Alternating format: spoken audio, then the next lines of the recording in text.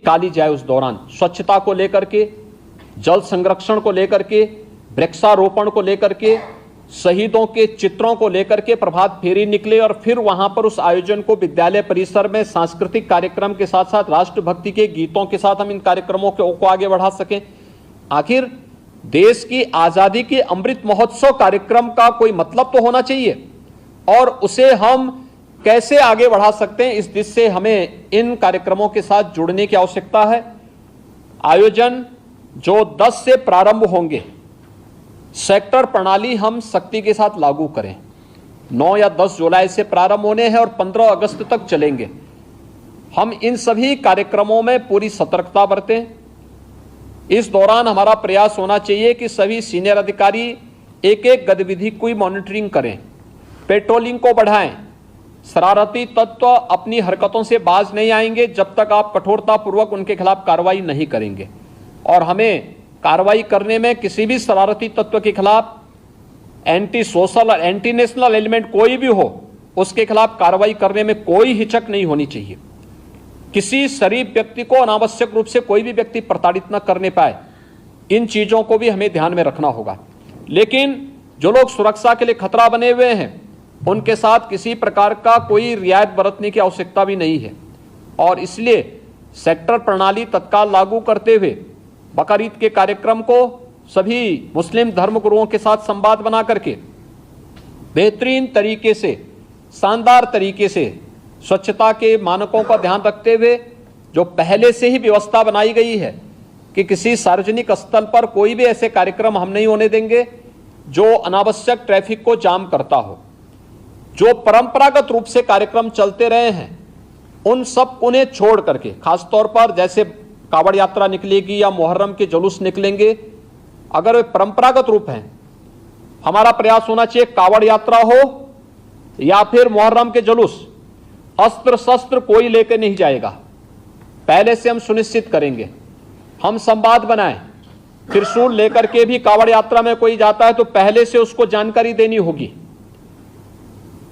उस व्यवस्था के साथ बताइएगा। लेकिन कोई नंगी तलवार लेकर के जाएगा, इसकी अनुमति मत दीजिए। छुरा लेकर के जाएगा, इसकी अनुमति मत दीजिए। एयरगन लेके जाएगा, इसकी अनुमति मत दीजिए।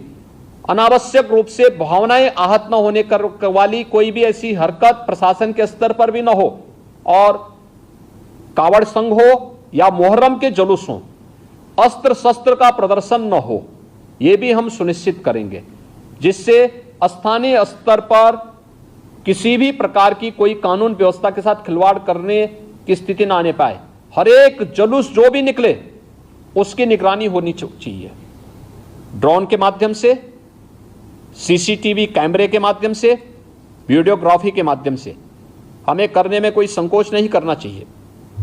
कावड़ यात्रा की जो निगरानी हेलीकॉप्टर के माध्यम से होती है वह पूर्व की भांति उसी प्रकार से इस वर्ष भी होगी।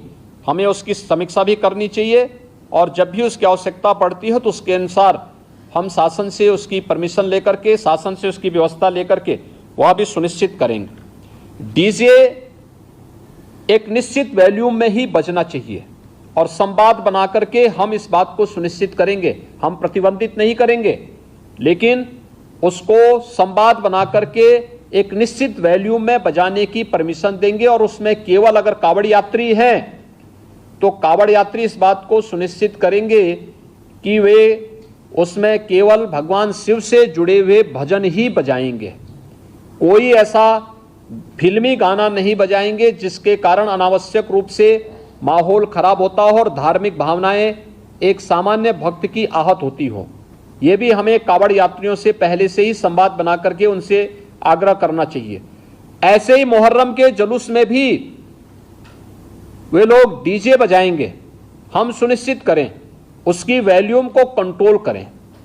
अनावश्यक रूप से ढोल और ताशा बजा करके शोरगुल उतना न बचाएं जो कान फोड़ू हो जाए, और कान फोड़ू व्यवस्था को हमें रोकना पड़ेगा, हर हाल में रोकना पड़ेगा।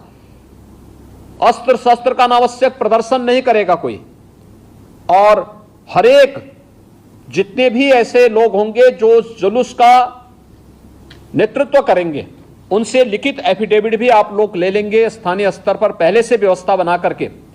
तो पर्व और त्योहार में कोई खलल डालने का प्रयास नहीं करेगा, उसके नाम पर शांति भंग करने का दुस्साहस भी कोई नहीं करेगा।